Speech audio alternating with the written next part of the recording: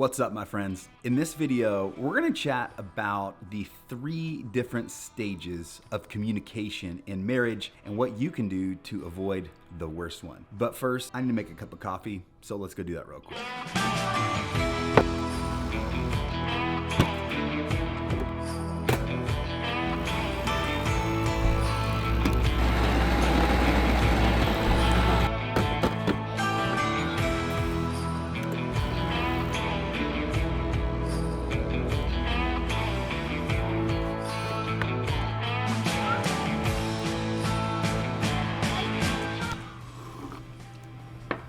Yeah, that's good.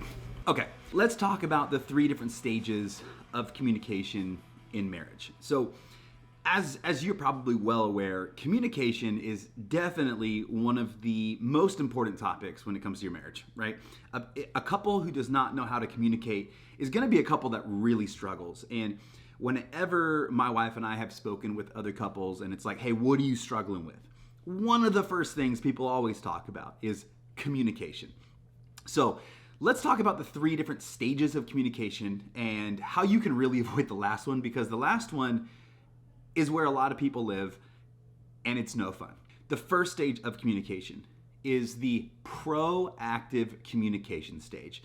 This is the stage of communication where everybody really wants to live. It's where all the good stuff happens, and it's truly how you avoid the next 2 stages of communication.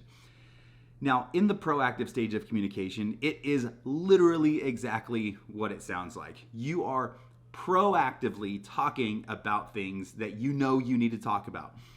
One of the things that my wife have done for years, we don't do it a whole lot right now, simply because we've been married 14 years, and so we've kind of learned how to do this through our days and weeks and do it on the fly. One of the things we recommend is having a weekly time where you sit down with your spouse and you talk about the upcoming week's events. What things do you have scheduled? What things do you have planned? What does money look like right now? How does our budget need to look this week? How are we feeling emotionally with each other? Is there anything we need to repent of or forgive? And just go over these broad range of topics proactively in a time where this is what's really important, where you're not upset at one another and you're not pissed off and you're not frustrated and your emotions aren't at a high. This is the time you want to talk about it. This is proactive communication. Now, the next stage, if you don't really take care of proactive, then you're going to have what is called reactive communication. This is when you did not proactively talk about things and something happens and then all of a sudden, boom, you have your uptick in emotion. Somebody gets a little frustrated, somebody gets a little ticked, and so you have a reactive conversation. And that normally looks like, well, that wasn't very nice, or gosh, I didn't know this was going to happen. I wish I would have known about this. And then it just spirals down from there into the next stage, which is radioactive communication. This is when you're pissed off.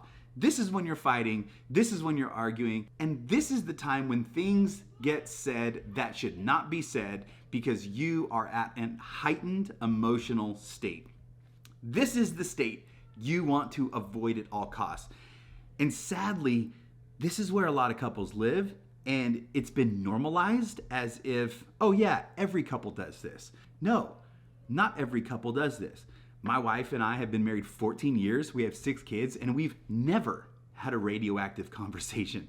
Now that's partly because we learned very early on in our marriage by some amazing mentors, this proactive, reactive, and radioactive sequence, and we tried as hard as we could to always live in the proactive stage. Now, we have gone to reactive conversations, but we've quickly shifted and altered our ways and gotten back to the proactive stage. If you do get to the radioactive stage, what do? Well, I think one of the best things you can do at that point is to press the timeout or pause button, go pray, go reflect, take a breath, let your blood pressure come down, and then go into a very purposeful conversation that in the moment is going to turn it back from radioactive and bring it back to the reactive conversation. Reactive conversations are not bad. And while we want to live in the proactive stage, anything you can do to get out of that radioactive stage is going to be good for you. So again, the 3 stages of communication in your marriage are going to be proactive, reactive, and radioactive. You want to live in the proactive stage. The reactive stage is bound to happen at some point. But if you are living in the radioactive stage, you need to slow down, get proactive about your communication, let your pride fall to the side, repent where you need to, apologize where you need to, and start to create a culture of proactive communication in your marriage. I hope this helps. We'll talk again soon.